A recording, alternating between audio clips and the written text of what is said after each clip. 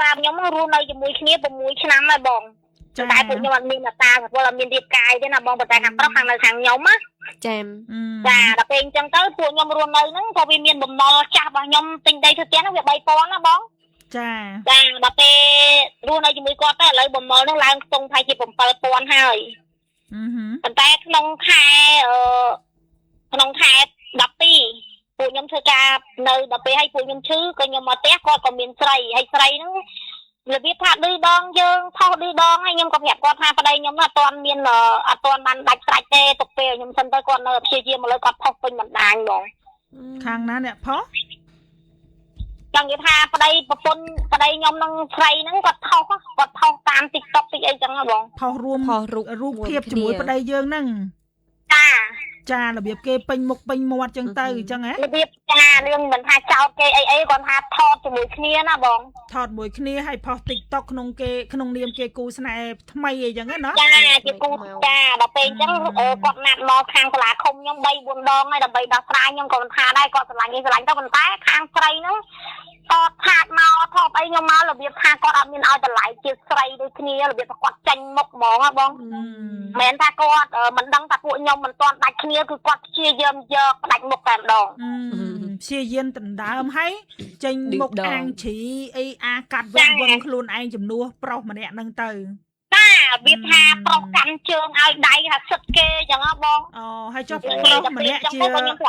អតីតប្តីយើងហ្នឹងអត់មានសម្ដីទេនឹងចាំកូនមកហើយខ្ញុំសុំជាកញ្ចប់បើបងឯងមានចិត្តរៀបការចិត្តអីអញ្ចឹងប៉ុន្តែគាត់នៅតែឌឺដងខ្ញុំផុសឌឺដងថាចាំខ្ញុំបញ្ចប់សិនចាំចាប់ដើមតែគាត់អត់ស្ដាប់ខ្ញុំសោះហ្មងបងហើយអូនឯងមានតាសវលជាមួយម្នាក់ផុសហ្នឹងអត់មានទេបងអត់មានផងអត់មានដូចអញ្ចឹងយើងទៅប្តឹងគេពីបត់ផាត់ក្បត់វាពិបាកបន្តិចអត់បានហើយមានកូនណាមានកូនទេកូនស្រីមួយ5ឆ្នាំបង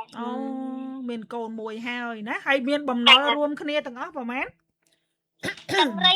លាក់ចូលមើលណាបងតែធនាគារធំវារបាក់7000ណាបងហើយមានស្នាមមេដៃជាមួយប្រុសនឹងដែរណារួមខ្ចីបងរួមគ្នាខ្ចីឥឡូវហ្នឹងគឺអត់ខ្ចីរវល់ទូទាត់លាត់សោយបំណុលទេតែសុកចិត្តទៅត្រៀមខ្លួនការជាមួយនឹងស្រីថ្មីខ្ញុំអត់ដឹងដែរបងប្រហែលថ្ងៃមុនគេមកផ្ទះមេភូមិដល់ខ្ញុំអត់បានដឹងព្រោះធម្មតាតែយកប្តីខ្ញុំតែងតែមានឌឺដងផុសរៀងទៅមកអញ្ចឹងណាគេថាគេមកដល់ពេលទៅខ្ញុំប្រាប់ថាខ្ញុំមិនទាន់ដាច់គ្នាទេគេមកសួរមេភូមិខ្ញុំឲ្យមានតែអត់សលេងខ្ញុំបាញ់ទៅបងនិយាយថាមេភូមិនិយាយថាមានពាក់ព័ន្ធថាបើអត់មានពាក់ព័ន្ធមកយកខ្ញុំអាចខ្ចីធនាគារបានដល់ថ្នាក់70,000 70,000អញ្ចឹងណាគេចាញ់មុខតែម្ដងបងចង់និយាយថាមេភូមិគាត់គ្មានទូនាទីអីវះវឹងអាកាត់ឲ្យខាងណាយកខាងណាបានទេតើមានមេឃុំអូនឯងគួរទៅដាក់ពាក្យបណ្ដឹងចោលនៅសាលាឃុំខាងប្រុសថាបុរសជាប្រុសនេះបានចោះចេញពីផ្ទះព្រោះបើទោះបីជាអូនឯងហើយនឹងគេអត់មាននេតាសវលជាមួយគ្នាតែយើងមានកូនមានសភៅគ្រួសារជាមួយគ្នាដែរវាប្រៀបបីដូចជាតាសវលដែលមានរូបមានរាងមានជីវិតពិតថ្មីត្បិតតែយើងអត់មានសម្បត្តិ12ពី2យើងអត់អាចដាក់ពាក្យបណ្ដឹងពីបទផិតក្បត់បានទេប៉ុន្តែយើងអាចប្តឹងតាក់ទងជាមួយនឹងអ្វីដែលពាក់ព័ន្ធគ្នាទី1ដូចជាអាហារកិច្ចចិញ្ចឹមកូនទី2ទ្រព្យសម្បត្តិដែលមានរួមគ្នាឬក៏បំណុលរួមគ្នានឹងឯងតើនេះអូនចាបងទីចាអញ្ចឹងអូនឯងត្រូវទៅឃុំដូចថាគាត់រស់នៅឃុំណាអញ្ចឹងអូនឯងដាក់ពាក្យប្តឹងអញ្ចឹងទៅហើយនៅឃុំខាងអូនឯងរស់នៅណាថាប្តីនឹងបានចោះចេញពីផ្ទះតាំងពីថ្ងៃទីម៉ានអញ្ចឹងទៅហើយនឹងប្តឹងទៅខាងសាលាឃុំប្តីរបស់យើងដែលរស់នៅហ្នឹងថាគាត់បានចោះចេញពីផ្ទះដោយកិច្ចវេះមិនសងបំណុលមិនទទួលខុសត្រូវចិញ្ចឹមកូនពីថ្ងៃប៉ុណ្ណេះដើម្បីដាក់ពាក្យប្តឹងទប់ស្កាត់ការស្នើសុំរៀបអាពាហ៍ពិពាហ៍ថ្មីអីចឹងទៅអាហ្នឹងគឺសមត្ថកិច្ចគេចេះចាត់ការឲ្យយើងហើយចាបងខាងសកាត់គេហ្នឹងគាត់ដឹងរឿងទាំងអស់បងតាំងពីថ្ងៃមុនខ្ញុំឡើងមានជាលាយលាក់អសអូនមិនឲ្យដឹងលឺត្រឹមតែសំឡេងហើយសម្ដីអត់មានផុសតាំងអីយើងពិបាកដាក់បន្ទុកក្នុងផ្លូវច្បាប់ចាបងចាហើយពីប្រហែលថ្ងៃមុនខ្ញុំទៅពេញខ្ញុំវាយខ្ញុំហ្នឹងក៏ខ្ញុំបានដាក់ពាក្យបណ្ដឹងនៅសាលាឃុំនឹងមួយដែរហើយគាត់ក៏បានបង់លុយលើការវាយដំខ្ញុំនឹងទៀតពេលដែលតាក់ទងម្នាក់ស្រីហ្នឹងណាឡើងទៅផ្ទះម៉ែក្មេងហ្នឹងគាត់វាយខ្ញុំនៅនឹងទៀតអាហ្នឹងយើងមិនយើងទៅជេរបចោគេហែកហួរគេឬក៏អត់ទេបងថ្ងៃហ្នឹងខ្ញុំទៅសុំលុយកូនណាដល់ពេលអញ្ចឹងទៅខ្ញុំអត់ទាន់បាននិយាយផងគាត់ទាត់ឲ្យខ្ញុំមានវីដេអូខលដល់ពេលអញ្ចឹងខ្ញុំក៏ទៅប្តឹងប៉ូលីសក៏បានដោះស្រាយរឿងហ្នឹងបញ្ចប់ហើយគាត់បានបង់លុយបង់អីអញ្ចឹងទៅហើយក៏បានបង់លុយកូនខែ70រៀលហ្នឹងឲ្យខ្ញុំត្រឡប់មកផ្ទះវិញណា ដល់ថ្នាក់ទាត់ធាក់យើងអញ្ចឹងហើយនៅមួយគ្នាបានកូន ឃើញខ្ញុំអត់ទាន់និយាយមកហាក់ពីតុកមកទាត់ខ្ញុំតែម្ដងខ្ញុំមានវីដេអូហ្នឹងក៏បានប្តឹងផ្ដាល់ឲ្យយើងក៏បានចប់ហើយម្នាក់ស្រីហ្នឹងឥឡូវឌឺឲ្យយប់មិញហ្នឹងក៏តែមកខ្ញុំមក1 ម៉ោង 2ទៀតខ្ញុំថាខ្ញុំសុំជាទៅចប់ខ្ញុំអត់សុំជាខែទេព្រោះឲ្យពួកបងឯងការហើយតែគេនិយាយមកអស់ចាគេថាគ្មានសិទ្ធអីទាធនាគារធានាអីទេចាយខ្លួនឯងអីខ្លួនឯងគេនិយាយមកអញ្ចឹងចង់និយាយថាអញ្ចេះបើសិនជាម្នាក់ស្រីហ្នឹងទេមកទៀតអូនឯងបាច់ឆ្លងឆ្លើយជាមួយឯថានាងអត់មានអីពាក់ព័ន្ធនឹងខ្ញុំទេនាងគ្រាន់តែជាអ្នកក្រោយទេហើយរឿងមានតែខ្ញុំហើយម្នាក់ប្រុសហ្នឹងឯងដែលដឹងបើចង់ដោះស្រាយចរចាអីឲ្យខាងប្រុសមកនិយាយជាមួយខ្ញុំហើយបិទទូរស័ព្ទទៅហើយយើងក៏មិនបាច់ជួចចាញ់ទេអីច្រើនដែរគ្រាន់ថាមានរឿងអីទុកឲ្យសមត្ថកិច្ចអ្នកក៏ហៅទៅបើសិនជាអត់ទេយើងមានសិទ្ធិប្តឹងឡើងទៅតុលាការទាមទារអាហារកិច្ចបានបើទោះបីជាយើងអត់មាននេតាសិវិលជាមួយគ្នាក៏ដោយតើនេះអូនចាបងឡើយខ្ញុំសុំសួរសំណួរមួយចុងក្រោយខ្ញុំចង់សួរបងថាអញ្ចេះថាបើសិនជាមានការចូលខ្លួនបងតើដល់ជិះប៉ុណ្ណឹងតើយើងអាចស្នើសុំទៅសមត្ថកិច្ចឬមួយក៏អ្នកដឹកនាំនឹងថាសុំជាកញ្ចប់បានទេបងព្រោះយើងជិលញ៉ៃបើមើលទៅខាងគេពិបាកបងនោះត្រាតែគេមានឆន្ទៈនៅក្នុងការផ្ដល់ឲ្យយើងចាបងហើយនឹងតាមសមត្ថភាពរបស់គេអញ្ចឹងបានជាបងថាកុំឲ្យណៃបាក់ឆ្លោះឆ្លងឆ្លោយទេទៅជំហិញគ្នាទៅវិញទៅមកបានតែកំហឹងឆេះតកោសកាខួរក្បាលជាមួយស្រីម្នាក់ហ្នឹងបើសិនជានាងហ្នឹងឬក៏ទេទៅជួបនាងហ្នឹងនិយាយឬក៏នាងហ្នឹងព្យាយាមទេមកប្រាប់ថាចេះហែងគ្រាន់តែជាអ្នកក្រោយមកយកអតីតប្តីខ្ញុំទេហែងអត់ដឹងរឿងទេអ្នកដែលគេដឹងរឿងអ្នកណាជាពាក់លុយប្រហែលគេជាពាក់ប្រហែលអីប្រហែលគាត់ដឹងទាំងអស់ឲ្យគាត់ចេញមុខដោះស្រាយមកខ្ញុំហើយរឿងហែងហើយនឹងគាត់យកគ្នាអានឹងរឿងរបស់អ្នកឯងកុំពាក់ព័ន្ធខ្ញុំចង់ពាក់ព័ន្ធតែរឿងលុយកាក់ដែលធ្លាប់បំណុលរួមគ្នាជាមួយខ្ញុំតែប៉ុណ្ណឹងនិយាយម៉ាត់ដាច់ចឹងណាមានតែតែអត់មានលន់ទូហើយអត់មានវល់កោហើយអត់មានត្រទេ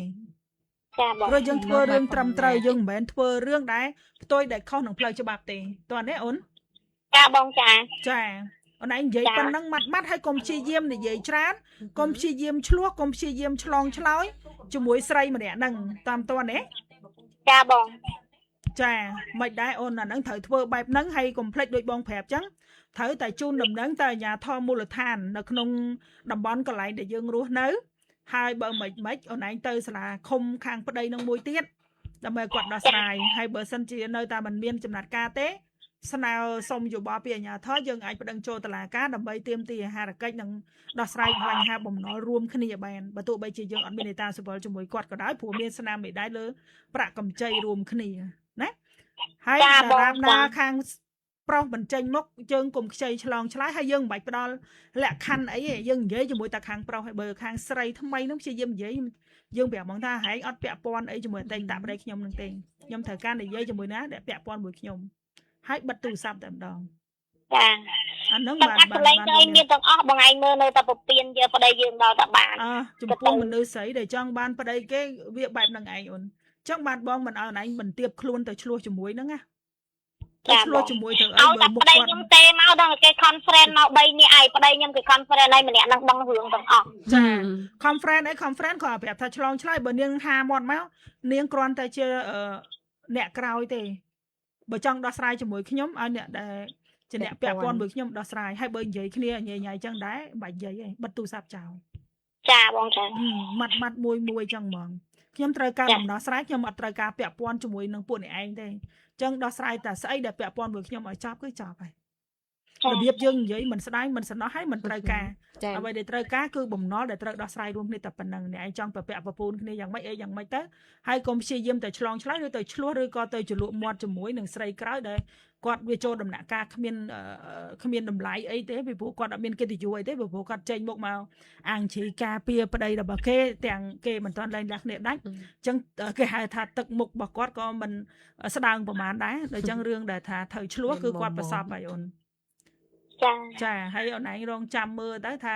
គាត់ទាំងពីរនាក់ហ្នឹងវាសុខសាន្តត្រានប៉ុណ្ណាដែរតែប៉ុណ្្នឹងទេហើយយើងក៏មិនបាច់និយាយព្រោះកម្មនៃអំពើអ្នកណាធ្វើអ្នកនឹងទទួលអ្វីដែលយើងត្រូវការគឺដំណោះស្រាយលែងគ្នាឲ្យដាច់ស្រឡះហើយនឹងបំណុលដែលត្រូវមាននឹងឲ្យបែងចែកគ្នាមកតែប៉ុណ្្នឹងតែនិយាយមួយម៉ាត់ទៅហើយកុំព្យាយាមតែបើតាក់តមកលើសលេងនឹងប្រាប់ថាអ្នកដែលមានបញ្ហាមួយខ្ញុំមិនមែនហែងទេហើយអ្នកដែលពាក់ព័ន្ធមួយខ្ញុំមកដោះស្រាយតែប៉ុណ្្នឹងទៅចប់ហើយបិទទៅកុំនិយាយច្រើនជាមួយតែ តែប៉ុណ្្នឹងណាអូនបានមានប្រសិទ្ធភាពណាហ្នឹងហើយចាអរគុណចាសម្រាប់ការចូលរួមជាមួយនឹង ABC អញ្ចឹងវារឿងនេះដែលបងប្អូនបើយើងអាចមើលជាគំរូបានសម្រាប់បងប្អូនស្ត្រីយើងមួយចំនួនដែលមានគ្រួសារមិនទៅឆ្លោះទៅឆ្លងទៅឆ្លើយទេបងប្អូនព្រោះមនុស្សតែគេអស់ស្រឡាញ់យើងហើយយើងនឹងប្រឹងទៅប្រកែកប្រឹងទៅយកមកធ្វើអីបើដល់តំណការហែកហួរគ្នាពីពេញបណ្ដាញសង្គមហើយយើងមកដេកនៅមួយគ្នាបានទៀតដែរយកគ្នាទៅមុខទៀតកាត់ដែរទុកកិត្តិយសនឹងឲ្យខ្លួនហើយនឹងឲ្យកូនទៅណាហ្នឹងហើយអរគុណមានបញ្ហាគ្រូសាតិចបងខ្ញុំចង់ជួយយោបល់វិបងថាខ្ញុំត្រូវធ្វើម៉េចនិយាយមកអូនណាចាខ្ញុំខលពីខាងពូសតទៅហើយខ្ញុំមានបញ្ហាមួយចង់និយាយថាខ្ញុំគ្រូសាក្រោយទេគ្រូសាគេមុនគេលេងគ្នាហើយប៉ុន្តែពេលគេលេងគ្នាគេថាបងប្អូនគេឲ្យយកខ្ញុំចំណែកខ្ញុំមានកូន2មួយគាត់អត់យកខ្ញុំប៉ុន្តែគេយកអ្នកទី3ពេញមុខតែខ្ញុំគួរតែប្តឹងគាត់ឬមួយយ៉ាងម៉េចចាអូនឯងចង់ប្តឹងទៀមទាយកអាហារកិច្ចចិញ្ចឹមកូនដោយសារមានកូនជាមួយគ្នា2នាក់ហើយហ៎ចាប៉ុន្តែមុននឹងមកយកយើងគេមានគ្រួសារដែរមែនអូនគាត់មានប៉ុន្តែនិយាយគ្នាប្រងព្រៀងគ្នាថាខ្ញុំក៏អត់មានចង់ទេចូល ABC ឲ្យខ្មាស់គេដែរហើយខ្ញុំបានប្រងព្រៀងជាមួយគាត់ថាបើសិនជាបងឯងមិនយកខ្ញុំក៏អត់ចោះបើថាបើគាត់លេងគ្រួសារគាត់មុនក៏លេងទៅហើយខ្ញុំអត់យកក៏អត់ទៅប៉ុន្តែគាត់ថាគាត់អត់យកណាទេបើខ្ញុំឲ្យមួយគ្រួសារគាត់អត់យកគាត់ក៏អត់យកណាដែរគាត់ទៅចិត្តរស់នៅជាមួយបងតែជាក់ស្ដែងគឺគាត់អត់ធ្វើតាមពាក្យសន្យាទេខ្ញុំថាអត់ចង់ឲ្យដល់ប៉ូលីសដល់ពេលចូល ABC ជាមួយខ្មាស់គេចង់ដោះស្រាយគ្នាដោយវិធីតែគាត់និយាយថាគាត់អញអត់មានរឿងអីត្រូវដោះស្រាយមួយថ្ងៃផងគាត់ថាយ៉ាងហើយចាកូន2ហ្នឹងកូនណាគេបើគាត់និយាយថាអត់ត្រូវដោះស្រាយហើយគាត់ថាថ្ងៃក៏មួយចង់កម្មចង់ពីអញដល់ណាខ្ញុំថាខ្ញុំអត់ចង់កម្មចង់ពីបងឯងទេសំខាន់បងឯងបងអាហារតិចឲ្យកូនមកហើយខ្ញុំអត់ចង់បានជាខែទេគឺខ្ញុំចង់បានផ្ដាច់តែគាត់អត់ព្រមដោះស្រាយអីមួយខ្ញុំទាំងអស់តែគាត់យកអ្នកក្រោយគាត់ធ្វើខុសពាក្យសន្យាបានខ្ញុំទៅចូល ABC គាត់ធ្វើខុសពាក្យសន្យាមួយខ្ញុំចាចុះអាការសន្យាហ្នឹងសន្យាពីមាត់គាត់មករហ្មងឬក៏មានជាกระดาษស្នាមសន្យាមាត់គាត់អត់ទេព្រោះអីគាត់ជាមួយខ្ញុំហ្នឹងក៏មិនមែនសាច់ឆ្ងាយដែរបងប្អូនចដូនមួយគ្នាទេហើយយុយល់សងសាងខាងខ្ញុំយុយល់ខាងព្រោះអីដោយសារអត់ចង់ឲ្យខ្មាស់គេបើជ្រុលទៅប៉ុណ្ណឹងខ្ញុំព្រមខ្ញុំទទួលខុសគ្រប់យ៉ាងខ្ញុំនិយាយចឹងខ្ញុំថាខ្ញុំព្រមតាមចំណើបងឯងមិនបាច់ចាំមានណាមកឆ្លាក់ស្អីឯពួកយើងមនុស្សមិនមែនសត្វណាតែឥឡូវនេះខ្ញុំចាប់បានគឺដើរលេងមួយគ្នាទៅដេកមួយគ្នាមួយអ្នកក្រោយហ្នឹងហើយមកសុំខ្ញុំបេកថាបងប្អូនអត់ឲ្យយកខ្ញុំទេខ្ញុំថាឲ្យយកខ្ញុំបានអូខេប៉ុន្តែកូន2នឹងគិតមិនខ្ញុំកូន2នឹងគិតមិនតែឥឡូវប្រពន្ធដើមគេយកទេគេប្រឌិតម្ដាយលេងហើយពេលគាត់លេងឃ្លានអូនឯងទៅយក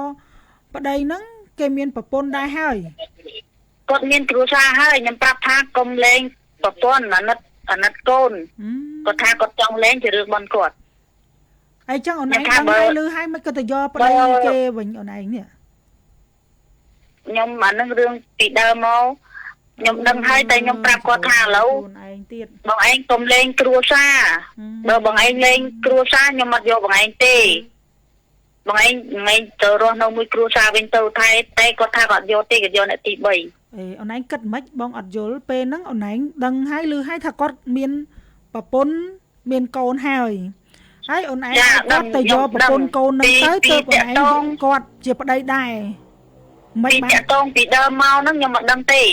គាត់ថាគាត់អត់មានប្រពន្ធទេគាត់លេងគ្នាហើយតែដល់ពេលហ្នឹងខ្ញុំមានកូនមកហើយខ្ញុំទម្ងន់ហើយគ្រាន់បងប្អូនចដូនមួយគ្នាមិនអត់ដឹងថាបងខ្លួនឯងមានប្រពន្ធខ្ញុំមិនដែលជួបគ្នាទេខ្ញុំទៅធ្វើការអំពេញរហូតខ្ញុំមិនដែលជួបគាត់ទេហើយគាត់បួសក៏ចង់10ភាសាដែរមកអត់ដែលជួបបានតាក់ចិត្តឆ្លាញ់អត់ដែលស្គាល់អត់ដែលតំណែងគ្នាទេតែឆ្ងាយចាំមិនបានមកឆ្លាញ់គ្នាកើតស្គាល់គ្នាតាម Facebook ហើយបើគាត់ប្រហែលជាគាត់ស្គាល់ខ្ញុំតែខ្ញុំប្អូនគាត់តែខ្ញុំអត់ស្គាល់គាត់តែគាត់បងប្អូនខ្ញុំទេចឹងតាក់តងញ៉ៃញងគ្នាតាមបណ្ដាញសង្គមចាហើយពេលនោះក៏បានដឹងគ្នាតែបើសិនថារាប់ថាជាសាច់ញាតិហេតុអីមិនសួរនាំចាស់ទុំឲ្យដឹងរឿងមិនបានទៅថាគេនិយាយមកថាឥឡូវខ្ញុំអត់ចង់បន្តខ្ញុំចង់បញ្ចប់ប៉ុន្តែខ្ញុំចង់ឲ្យគាត់ បងឲ្យកូនខ្ញុំពីរហ្នឹងព្រោះអីខ្ញុំកូនគាត់គូទាំងពីរ ស្រាចិត្តឯងឡើងតែប្តឹងដល់ខាងឃុំទៅអាហ្នឹងចង់មកខ្ញុំចង់សួរបងថាខ្ញុំប្តឹងគាត់អាហ្នឹងខ្ញុំប្តឹងគាត់បានអត់បានដោយសារយើងមានកូនអញ្ចឹងកូនហ្នឹងគឺជាការទទួលបន្ទុកទាំងសងខាងរវាងឪពុកនិងម្ដាយអញ្ចឹងយើងមានសិទ្ធិទាមទារស្ដាប់ធ្វើអីក៏បានទេអាចគាត់អ្នកថាទៅហើយក៏មិនធ្វើទៅរឿងគាត់ថាគាត់ចង់ថាមិនស្អាតចិត្តគាត់ឯងជឿគាត់ដែរដោយសារឯងជឿគាត់ហ្នឹងហើយបានឯងវេទនាដល់ថ្ងៃហ្នឹងខ្ញុំទ្រាំម៉ែដេកកទេលហើយកូនខ្ញុំបោកទៅដល់គូទាំងពីរសូម្បីតែកូនឈឺកូនមិនគាត់អត់សួរនាំអីទាំងអស់ថាក្រោយនេះទៅបាន2ខែទេអាមុននោះមកខួប8ខែឥឡូវនោះដេកទឹកនោះកដៅឡើង40អីកម្ដៅអើយស្អីហ្នឹងហើយខ្ញុំប្រាប់ថ្ងៃតាមត្រង់ឲ្យខ្ញុំចង់គិតខ្លីខ្ញុំចង់ឲ្យចម្លាប់ទាំងកូនខ្ញុំទាំងពីរហើយខ្ញុំទៀតខ្ញុំមិនចង់រស់នៅទេឯងជាតិនេះកើតមកវេទនាប៉ុណ្្នឹងហើយមកផ្ដាច់ជីវិតមុនពេលដែលវាវត្តសង្សារមកដល់ជាតិក្រោយហើយអាចកើតទៅជាសត្វដេរឆានទៀតក៏ថាបានដែរកម្មលឹះនឹងទៅទៀត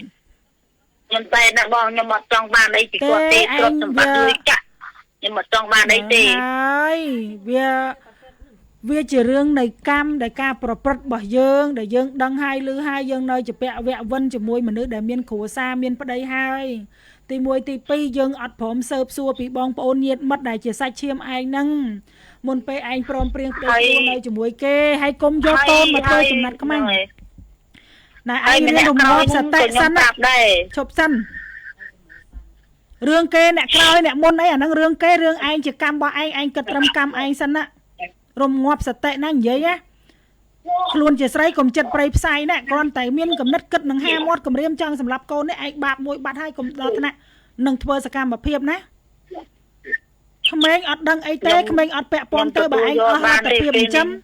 ឯងយកកូនទៅផ្ញើគេនៅមណ្ឌលផ្ញើគេនៅអង្គការគុំសាហាវរបៀបហ្នឹងណាឯងជាម្ដាយណាដួងចិត្តជាម្ដាយនិយាយក្នុង ABC នេះបដ ாய் បើមានអ្នកណាចង់បានឲ្យគេតាក់ទងមកលេខខ្ញុំមកអត់មានទេអត់មានមកប្រកាសផ្សព្វផ្សាយឲ្យគេចង់បានកូនទេឯងតាក់ទងជាមួយខាងឃុំយកកូនទៅផ្ញើតាមមណ្ឌលឲ្យច្បាស់លាស់អាហ្នឹងបានត្រឹមត្រូវថ្ងៃក្រោយក្រែងលោកកូននេះវាស្គាល់ម៉ែស្គាល់អីដែរឯងតិចទៀតចាស់ត្រុតត្រោមទៅក្រែងលោកថាបានកូនគ្នាមកសន្តោសប្រុសប្រណីជាមួយនឹងឯងវិញណាអត់មានមកប្រើមាត់ហាមាត់ឆៅចឹងទេព្រោះកូននេះគេគ្នាអត់បានមកសុំឯងរស់នៅជាមួយទេណាយើងអ្នកបង្កើតគេមកដោយសារតណ្ហាសាសរបស់ឯងទេតាសាសទេរងាប់សតិណាតាំងស្មារតីឡើងមើលនិយាយមួយបងឲ្យស្រួលបួលអត់មានយកជីវិតមកធ្វើចំណាត់ខ្មាំងគម្រាមបែបចរិតប្រៃផ្សាយចឹងបងអត់ចង់ឲ្យឯងមានចរិតពីលក្នុងចិត្តអញ្ចឹងទេត្រូវតាំងចិត្តជាម៉ែណាតាំងចិត្តជាមេដាម្ដងហើយម្ដងទៀតរឿងគេអាក្រក់យើងកុំអាក្រក់តាមគេរឿងឯងជាម៉ែនេះបើប្តីវាអាក្រក់ប្រៃផ្សាយក្នុងនាមជាឪពុកឯងប្រងធ្វើម៉ែប្រៃផ្សាយដែរធ្វើម៉ែចិត្តអាក្រក់ដែរខ្ញុំសុំយកកូនទៅមើលទៅចេះនិយាយជាមួយបងសិនឈប់សិនណាមួយខែឲ្យខ្ញុំ50000ណែហេនិយាយរឿងអីដែលបងនិយាយជាមួយអូនឯងសិនកុំតន់និយាយពីភាពស្មោកគ្រោករបស់គេនិយាយពីរឿងចិត្តយើងជាម៉ែនេះសិនណាបើឃ្លាចិត្តជាម៉ែនេះបានចាំនិយាយរឿងតបងរកវិធីដោះឲ្យបើឯងអត់ឃ្លាចិត្តរបស់ឯងជាម្ដាយនឹងឲ្យល្អសម្រាប់កូនទេបងអត់មានវិធីសាស្ត្រដោះស្រាយឲ្យទេចឹងសន្យាជាមួយបងថាមិនមានចិត្តគំនិតអាក្រក់ប្រៃផ្សៃដែលនឹងទៅធ្វើបាបទៅដល់កូនឯងព្រមទេខ្ញុំព្រមប៉ុន្តែឲ្យតែគាត់កុំនិយាយពីគេខ្ញុំកុំនិយាយពីគេបងអត់ចង់តន់និយាយពីរឿងប្តីចរិតពីលរបស់ឯងនោះទេឯងចង់និយាយពីរឿងចរិតឯងជាម៉ែនេះអាម៉េចប្តីអាក្រក់គេផ្សាយឯងចង់ធ្វើតាមខ្ញុំចង់ឲ្យបងឯងទេទៅគាត់ឲ្យគាត់ចេញមុខដោះស្រាយចង់ដោះស្រាយឯងខ្ញុំចង់និយាយជាមួយឯងសិនតើតែឯងលុបចរិតដែលចិត្តសាហាវរបស់ឯងនឹងចេញសិនកុំនិយាយរឿងគេជាមនុស្សប្រុសដែលចរិតអាក្រក់តែឯងចង់ធ្វើជាម៉ែចរិតអាក្រក់ដែរមែនព្រោះយើងមិនបង្កើតគេមកណាតាំងស្មារតីណាគេមិនម៉ាយកូន 4-5 គេនៅដុតដៃដុតជើងចាំកូនបានគេអត់មានកំណត់ចរិតហើយឯងដល់ពេលអាប្តីប្រុសចរិតអញ្ចឹងឯងចង់បោះបង់កូនចោលដែរឯងចង់ធ្វើបាបកូនដែរចុះកូនឯងក៏កំសត់ម៉េចកើតមកប៉ះចំឪចឹងហើយមានម៉ែដូចឯងនេះឯងមិនគិតគូតិចមើលអកូប្តីផ្ដួលទៅលើអាប្រុសនឹងសម្បើម្លេះគេនេះដតីស្រីមេម៉ាយមកកណោកូន 5-6 នាក់គេនៅប្រឹងតស៊ូចិញ្ចឹមកូនបានគេគ្មានគំនិតសាហាវដូចឯងចឹងទៅណា ឥឡូវកុំតន់និយាយពីរឿងប្តីហ្នឹងដែលគេចរិតអាក្រក់និយាយពីយើងកុំឲ្យអាក្រក់ដូចប្តីមើលមានចិត្តសន្តោសប្រប្រណីផ្ដល់មេត្តាដល់កូនតិចមើល ឥឡូវខ្ញុំព្រមមកបងឯងជួយដោះស្រាយខ្ញុំតិចមកតែរឿងថាខ្ញុំផ្ដាំបាន ព្រមរបៀបឯងនេះព្រមរបៀបរួចពីមាត់ដូចក្តិតទាហ្នឹងណា អត់ទេបើខ្ញុំចេះធ្វើខ្ញុំធ្វើតាំងពីប្រហែលថ្ងៃមុនណោះ ចុះមិនក៏មានកំណត់អាក្រក់ម៉េះខ្លួនជាស្រីសោះហ្នឹងមិនក៏ប្រៃផ្សៃ តែ ម៉េះ ខ្ញុំខឹង ខឹងក៏ដោយបើថាឯងហាមាត់ដៀលអាប្តីនឹងចរិតអាក្រក់អញ្ចឹងចុះតែឯងនេះចិត្តសាហាវជាងប្រុសទៀតនេះនិយាយចេញមកហ្នឹងគួរឲ្យខ្លាចត្មង លុយមួយខែខ្ញុំ 50000 ហើយខ្ញុំចិញ្ចឹមកូនដល់ទៅ2ដល់ទៅដល់គូទៅបើឯង អត់លទ្ធភាពឯងមានមេត្តាធម៌តែឯងតាក់តងមណ្ឌលឃុំសង្កាត់ណាសុំយកកូនទៅផ្ញើដល់អង្គការណាឲ្យចេញទៅរកការងារធ្វើណាអាហ្នឹងបានគេហៅតាម៉ែមិនមានកំណត់ប្រៃផ្សាយអញ្ចឹងទេខ្ញុំទៅរួចចិត្តឯងក៏ខូខើណាខ្ញុំចេញទៅរួចសារខ្ញុំអត់មានណាមើលកូនឥឡូវឯងរស់នៅភូមិអីខ្ញុំនៅឃុំអូចដានអូសណ្ដានឃុំអីចាស្រុកឃុំអួយកុកភូមិឃុំអូសណ្ដានភូមិអួយកុកភូមិអួយកុកចាអូអាចកុកហ៎ចាឃុំអូសណ្ដានស្រុកអីស្រុកកកខេត្តពោធិ៍សាត់ស្រុកកកពោធិ៍សាត់ហើយឈ្មោះអីឯងឈ្មោះអីខ្ញុំឈ្មោះអឹមសមិទ្ធចាឯងឈប់មានចរិតជាម្ដាយខូខើចឹងណាអាកំណត់បែបសាហាវប្រៃផ្សៃហ្នឹងលុបចេញណាកុំឲ្យមានបាបក្នុងខ្លួនដែលឯងធ្លាក់ខ្លួនដល់ប៉ុណ្ណឹងដោយសារឯងសាងកម្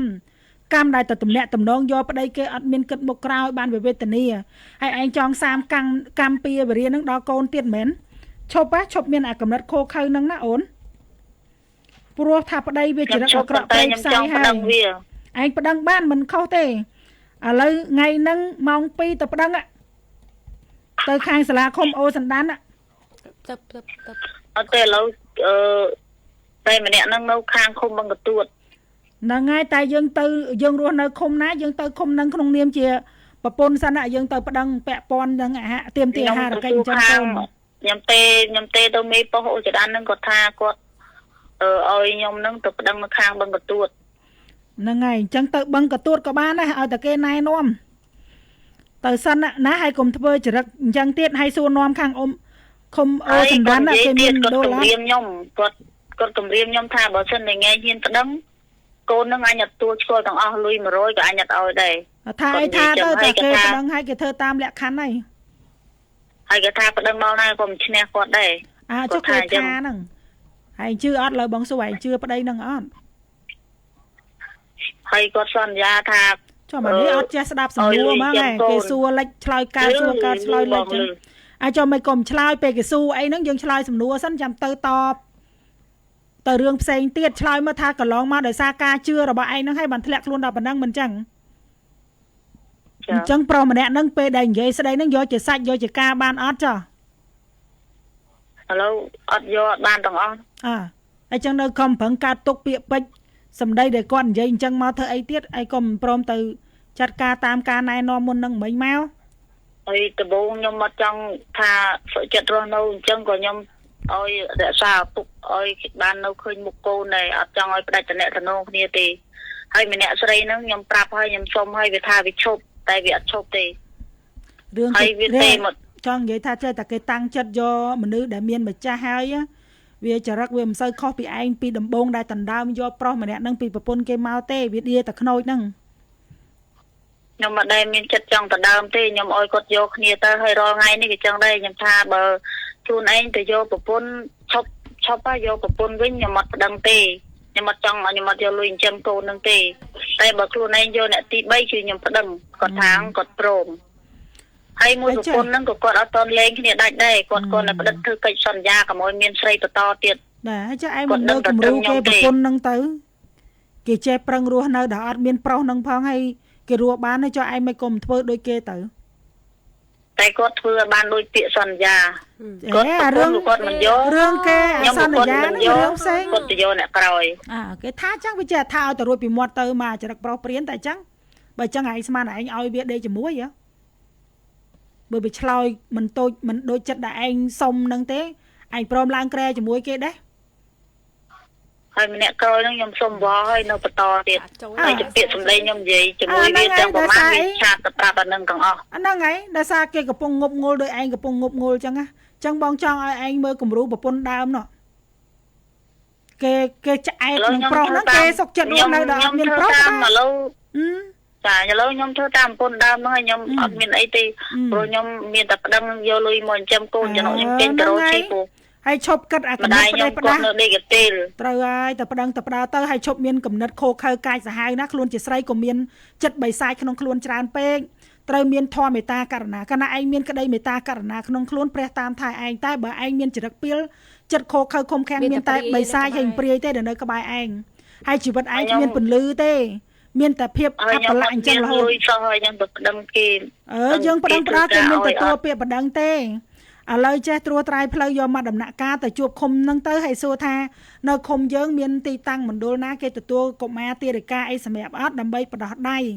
ផ្ងាទុកដាក់នៅគេហើយមានកម្លាំងទៅធ្វើការរកស៊ីហើយចាប់ផ្ដើមប្តឹងផ្ដាល់តាមតំណើនីមួយឯងត្រួសត្រាយផ្លូវតាមបែបហ្នឹងវិញបានព្រះគេតាមថែឯងបើឯងមានតែចរិតពីលបិសាចខូខើខំខាំងកើតតែក្តីកុហលកាហាយបែបហ្នឹងគ្មានព្រះឯណាមកតាមនៅជាមួយឯងទេមានតែពពួកព្រាយបិសាចទេកូនបើខ្ញុំទៅផ្ញើមួយគេអញ្ចឹងមកពេលធំតិចគេឲ្យយើងវិញអត់ហ្នឹងហើយយើងផ្ញើមានកដាស្នាមដឹងឮពីខាងឃុំសង្កាត់គេទទួលដឹងឮថ្ងៃក្រោយយើងចង់ចេញចូលទៅលេងកូនបានហើយកូនយើងនឹងឯងពេលដែលឃើញម៉ែតស៊ូពុះពៀក្រែងនេះចិញ្ចឹមគេតាំងអត់មានឪពុកណាគេស្រឡាញ់យើងគេដឹងគុណយើងពេលយើងចាស់ទ្រុឌទ្រោមតិចទៀតទៅបានកូននឹងឲ្យជួយថែជួយរក្សាយើងហើយជាតិនឹងយើងសងមួយមួយទេចាដល់ហើយយកទៅធ្វើតាមបងប្រាប់នឹងទៅណាហើយឈប់មានកំណត់ខោខើខំខាំងអញ្ចឹងទៀតលឺហ៎ចាបើមិនអញ្ចឹងទេជីវិតយើងគ្មានរស្មីទេមួយទៀតខាងម្ដុលគេទទួលហ្នឹងគេមានយកលុយពីខ្ញុំអត់អីទេយើងក្រីក្រអញ្ចឹងខាងឃុំសង្កាត់គេជួយសម្រួលយើងហើយលឺហ៎ចាទៅតាក់តងឃុំអូសណ្ដានហ្នឹងទៅប្តឹងអីប្តឹងទៅរឿងឯងណាចង់ប្តឹងដល់ណាប្តឹងទៅហើយបំព្រម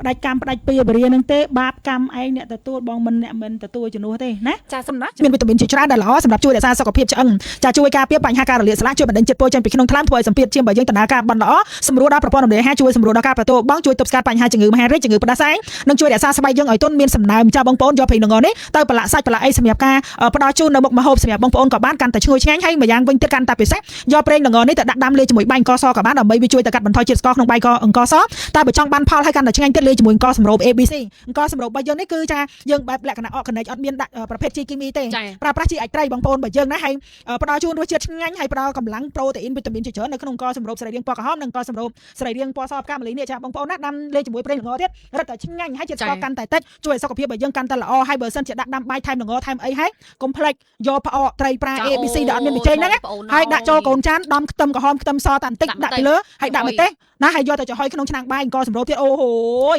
ត្រីប្រាអូមេហ្គា3ច្រើនណាស់ចាមានអូមេហ្គា3ហើយវាឆ្ងាញ់ព្រោះអត់មានប៊ីចេងចាញ៉ាំទាំងទំនុកទុកចិត្តថាញ៉ាំពេញ